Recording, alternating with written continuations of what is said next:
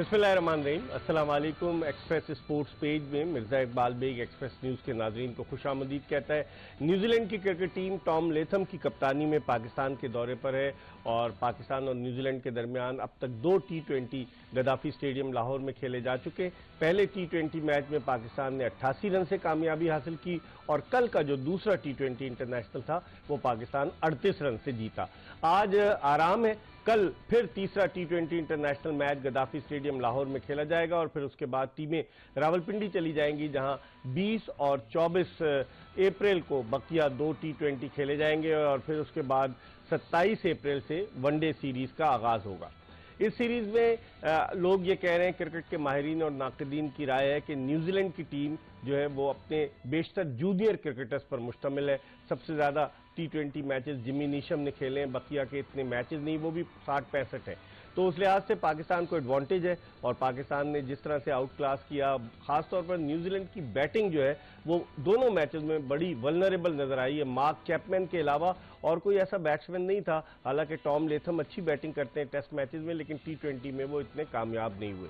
इस मैच के, इस सीरीज के हवाले से हम बात करेंगे और गुफ्तगू के लिए हमारे साथ स्टूडियो में मौजूद है पाकिस्तान के टेस्ट ओपनर खुर्रम मंजूर पाकिस्तान की, इन्होंने टेस्ट टीम की भी नुमाइंदगी की। 2008 से इन्होंने अपना इंटरनेशनल कैरियर शुरू किया और पाकिस्तानी टीम के साथ न्यूजीलैंड के दौरे पर गए, मुत्तहिदा अरब अमारात गए, फिर पाकिस्तान ए टीम के साथ ऑस्ट्रेलिया, मुख्तलिफ दौरों पर खुर्रम मंजूर जा चुके हैं और इनसे हम बहुत सारी बातें करेंगे। लेकिन चूंकि आजकल रमजान क्रिकेट हो रही है कराची में, तो आपको नजर आएगा कि चूंकि ये रात भर मैच खेलते हैं, लेकिन हमने इनको आज बुलाया तो ये आए। कल इनका फाइनल भी था, लेकिन इनसे हम गुफ्तगू करेंगे इस सीरीज के हवाले से। खुर्रम, आप तो न्यूजीलैंड के टूर पे भी गए हैं पाकिस्तानी टीम के साथ, कैसे देखते हैं इस टीम का? अगर हम कंपैरिजन करें, अगर केन विलियमसन नहीं, वो तो खैर वहां भी अनफिट हो गए, वापस चले गए, फिर उसके बाद ट्रेंट बोल्ट नहीं है, फिर उनके डेवन कॉनवे नहीं है, उनके Mitchell Santner left arm spinner नहीं है, जॉन ब्रेसवेल नहीं है, तो उनकी टीम के कई टॉप के क्रिकेटर्स जो हैं वो तो IPL खेल रहे हैं। तो आप इस टीम को कैसे देखते हैं?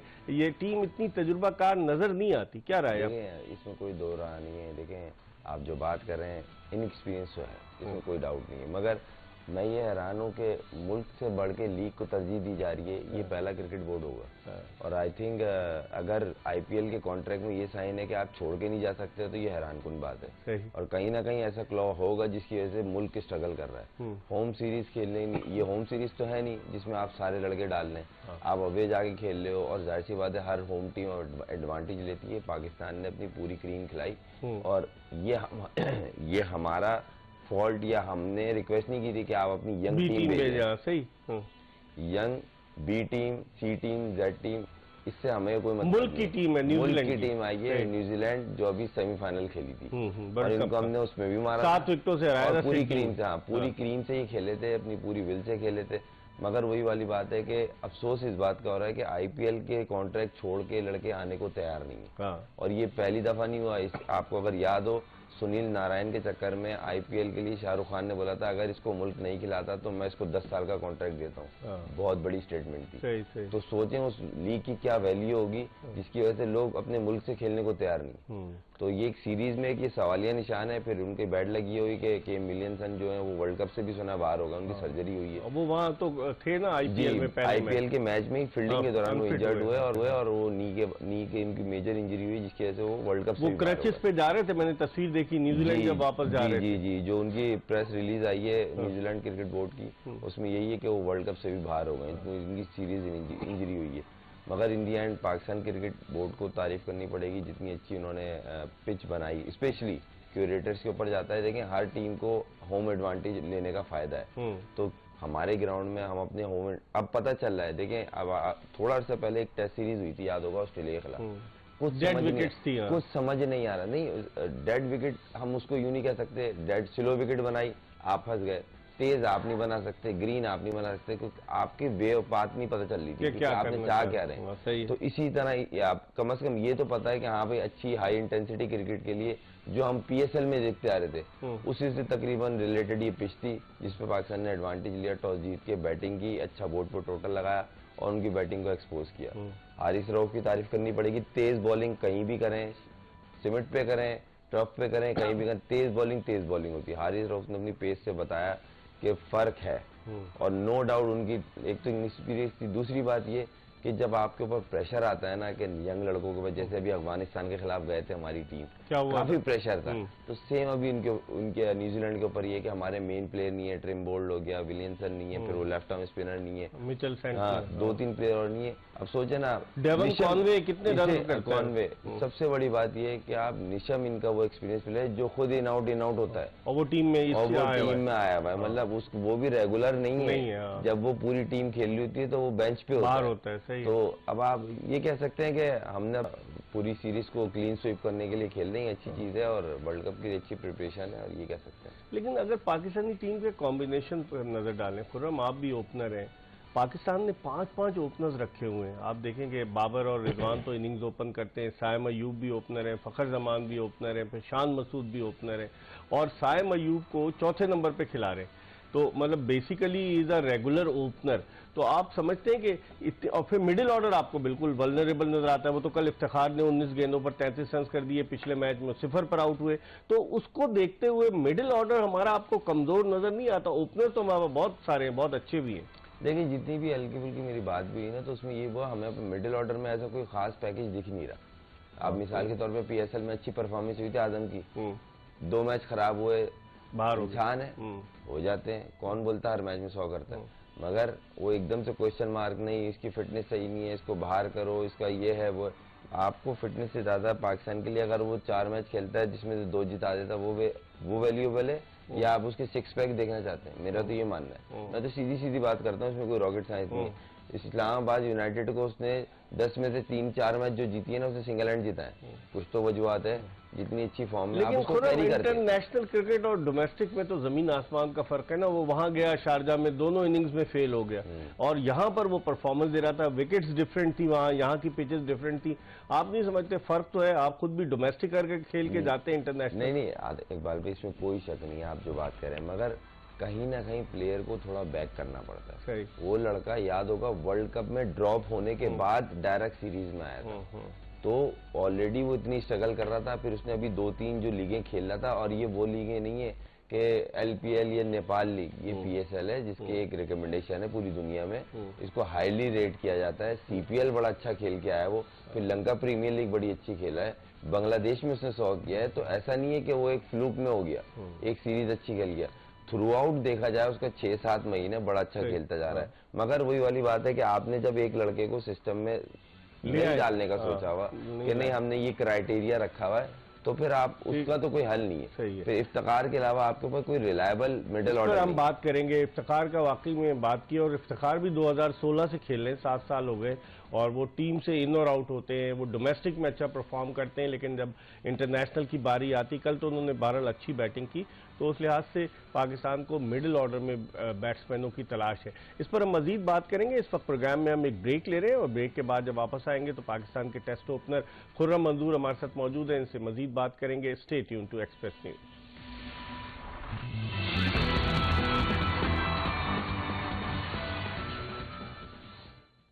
पाकिस्तान के टेस्ट ओपनर खुर्रम मंजूर के साथ ब्रेक के बाद एक मरतबा फिर शो में आपको खुशामदीद कहते हैं। हम बात कर रहे हैं पाकिस्तान न्यूजीलैंड T20 सीरीज के हवाले से, और ब्रेक पर जाने से कबल हम बात कर रहे थे कि पाकिस्तान का मिडिल ऑर्डर जो है वो काफी वल्नरेबल है, उस पर हम बात करते हैं। मिडिल ऑर्डर देखें, खुर्रम हारिस सोहेल को ये वापस लाएं, इफ्तिखार अहमद है, फिर शादाब खान को ये ऊपर खिला रहे हैं, लेकिन वो इतने कामयाब नहीं रहे। तो आप क्या समझते हैं? क्योंकि अभी तो चलेंगे 5 T20, इसके बाद 5 वनडे, और फिर हमें एशिया कप और वर्ल्ड कप खेलना है उन विकेटों पर जो भारत की विकेट्स होंगी, जहां पर वर्ल्ड कप है। एशिया कप शायद अगर मुत्तहिदा अरब अमारात में हुआ, तो आप समझते हैं कि मिडिल ऑर्डर कमजोर नजर आ रहा है बजाय आपको, या डोमेस्टिक में कोई है ही नहीं मिडिल ऑर्डर का? नहीं सर, डोमेस्टिक में अगर देखना चाहें बहुत प्लेयर है सर, हर नंबर का प्लेयर है, हर लेवल का फास्ट बॉलर, स्पिनर सब है, लेने पे है आपके। दूसरी बात ये, आपने जो सवाल रेज किया ना, बहुत अच्छा सवाल है ये, खासतौर मिडिल ऑर्डर का। ये अभी से नहीं, पिछले 2 साल से क्वेश्चन मार्क है कि आपका मिडिल ऑर्डर रिलायबल है तो किस पे है। ये सवाल है किस पे है, कोई भी नहीं है ऐसा, कोई भी नहीं है ऐसा। और जिस पे आप बोल रहे हैं इस पे है, वो खुद कभी बेंच पे होता है, कभी टीम में होता है। इफ्तिखार इन और आउट हो रहा है जी। एक मैच अच्छा होता है, 2 छक्के लगते हैं, ये हमें मिल गया। 3 मैच खराब है, ये फारिग हो गया।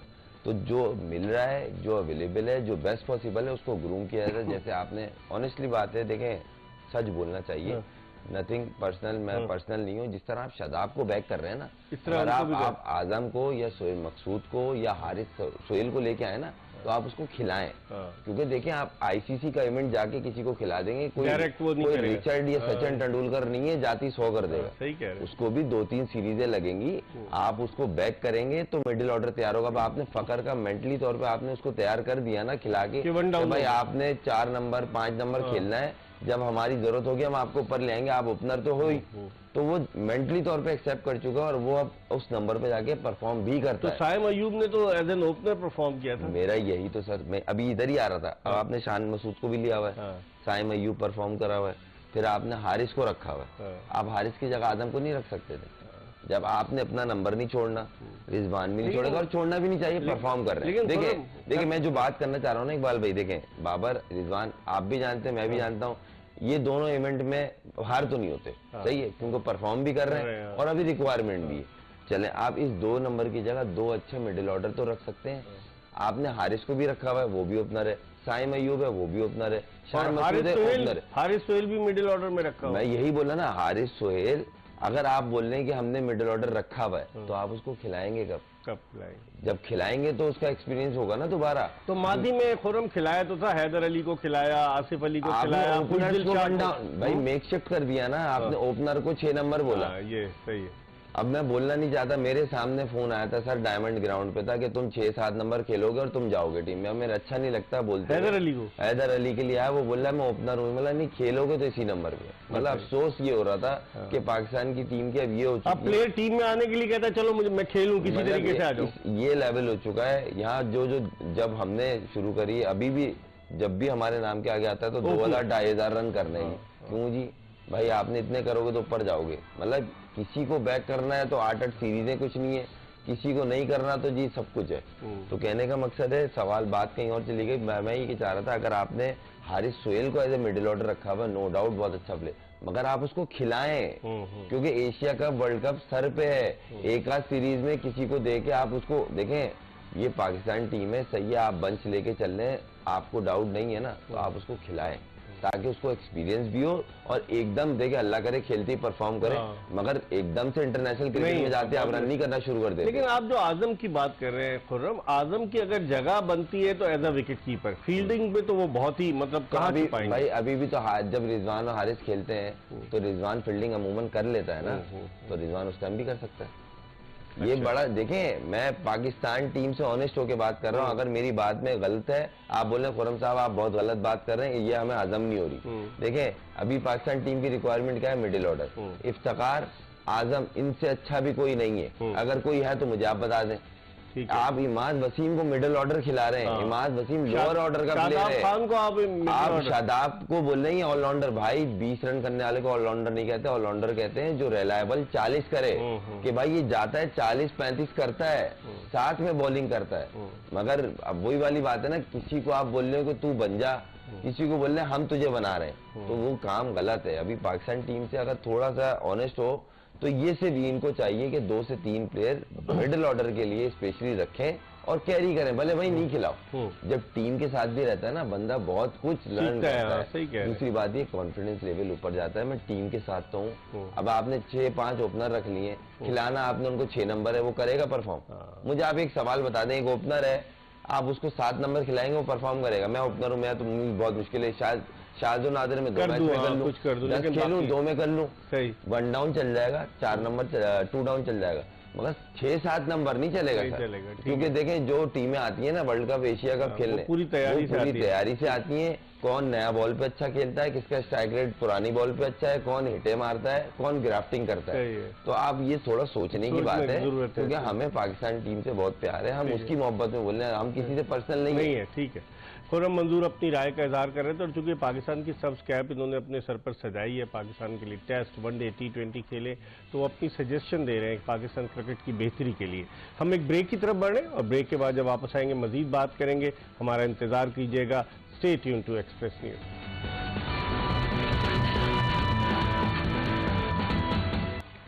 ब्रेक के बाद एक मरतबा फिर स्पोर्ट्स पेज में आपको खुशामदीद कहते हैं। हमारे साथ मौजूद है पाकिस्तान के टेस्ट ओपनर खुर्रम मंजूर, जिनसे हम इस सीरीज के हवाले से और पाकिस्तानी टीम के कॉम्बिनेशन के हवाले से बात कर रहे हैं कि अब चूंकि पाकिस्तान के वर्ल्ड कप और एशिया कप से पहले सिर्फ 8 वनडे बाकी रह गए।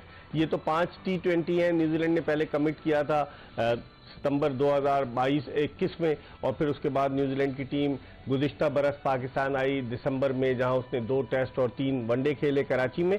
अब चूंकि न्यूजीलैंड की टीम 5 T20 के बाद 5 वनडे जो है वो असल इम्तिहान होंगे पाकिस्तान। खुर्रम क्या कहते हो, सिर्फ 8 मैचेस रह गए वर्ल्ड कप और एशिया कप से पहले? मुझे तो ये लग रहा है कि सर यही बंच होगा जो आगे कैरी करेंगे, और जितना डोमिनेटिंग बाबर चल रहा है एज ए परफॉर्म भी, एज ए कैप्टन भी, क्योंकि देखिए मेन चीज़ ये होती है कि आप ग्राउंड में आपने लड़ानी होती है, आप सिलेक्टर को आप कन्वे करते हो कि भाई नहीं मुझे ये चीज़ चाहिए और इस तरह मैं जाना चाह रहा हूँ, क्योंकि देखिए माइंड मेकअप आपका अपना होता है, हर कप्तान का अपना अपना होता है। तो कहीं ना कहीं मुझे लग रहा है बाबर डोमिनेट कर रहे हैं और करना भी चाहिए। कल जिस तरह सेंचुरी करके खुर्रम उन्होंने जो जिस खुशी का इजहार किया, मैंने बहुत कम देखा है जिस तरह से, वो क्या मैसेज देखें, ये तो मानना पड़ेगा मेंटली टफ आदमी, प्रेशर टफ आदमी है, और जिस तरह उस पर क्रिटिसाइज हो रहा था। अच्छा, मेरे ये समझ में ये चीज़ नहीं आती, अगर क्रिटिसाइज हो रहा है तो इस चीज़ को इतना नोटिस करने की क्या जरूरत है? दूसरी बात, ये दुनिया का काम है बोलना। मैंने अपनी लाइफ में इतना कंसिस्टेंट किसी पाकिस्तानी को नहीं देखा।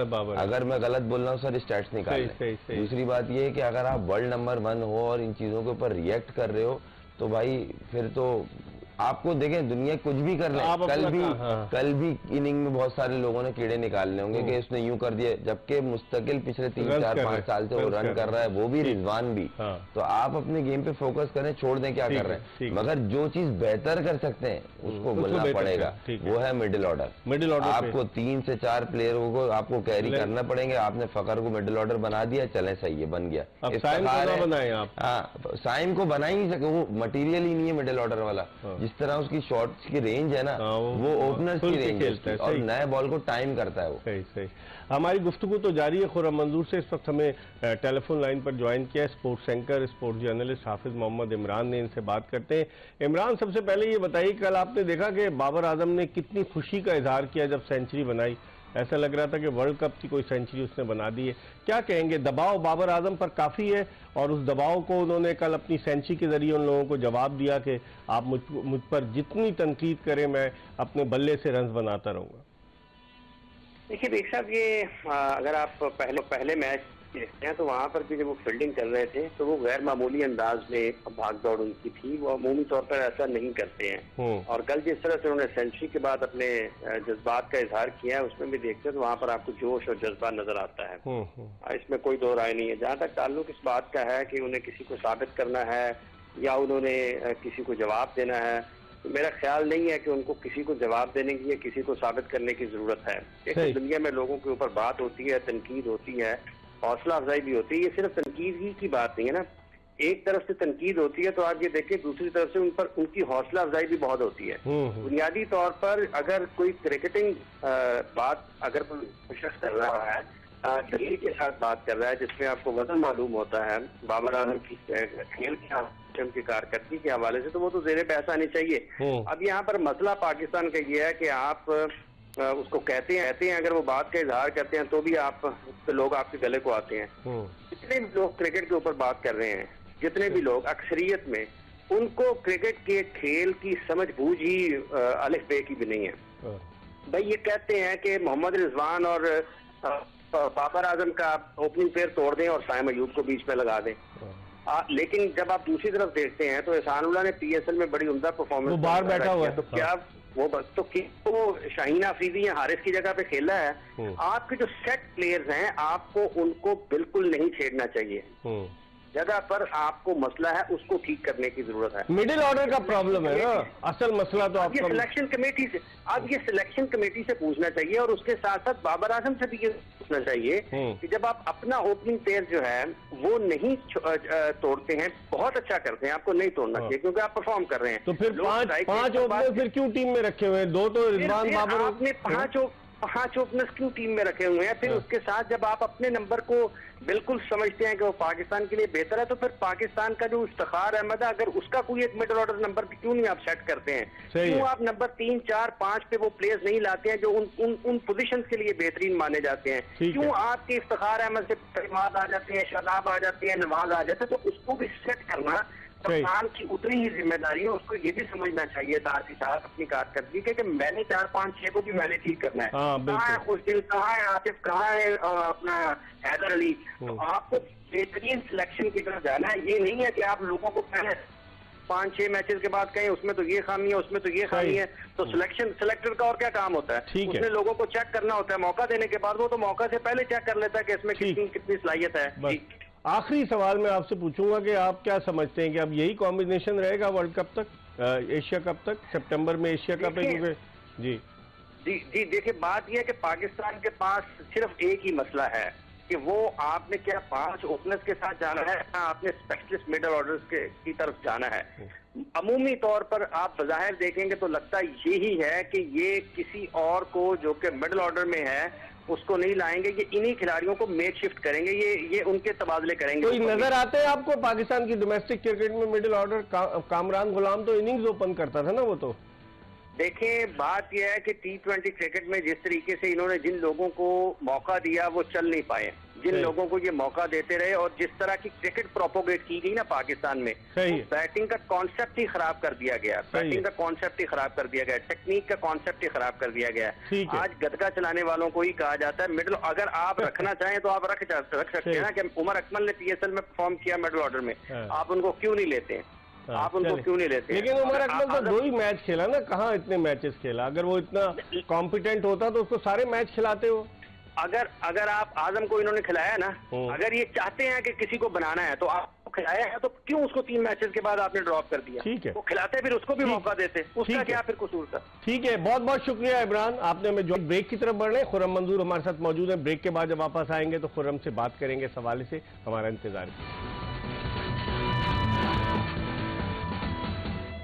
ब्रेक के बाद एक मरतबा फिर पाकिस्तान के टेस्ट ओपनर खुर्रम मंजूर के साथ आपको शो में खुशामदीद कहते हैं। और ब्रेक पर जाने से कबल हम बात कर रहे थे स्पोर्ट्स एंकर, स्पोर्ट्स जर्नलिस्ट हाफिज मोहम्मद इमरान से, जिन्होंने पॉइंट्स रेज किए। और वही पॉइंट जो खुर्रम मंजूर ने रेज किए कि इस वक्त हमारे पास ओपनर्स तो है, हमारे पास मिडिल ऑर्डर क्या है, और मिडिल ऑर्डर को अगर हम मौका नहीं देंगे, सिर्फ 8 वनडे हैं हमारे एशिया कप और वर्ल्ड कप से पहले, तो फिर पाकिस्तान का क्या होगा? इस पर भी हम बात करेंगे। लेकिन थोड़ी सी बॉलिंग पे बात करते हैं। खुर्रम, बॉलिंग में आप देखें कि एहसानुल्लाह ने इतनी अच्छी परफॉर्मेंस दी, उसको शुरू के 2 मैचेस नहीं खिलाए, एक आध मैच तो उसको खिलाने दी, शायद अब आगे खिलाएं उसको।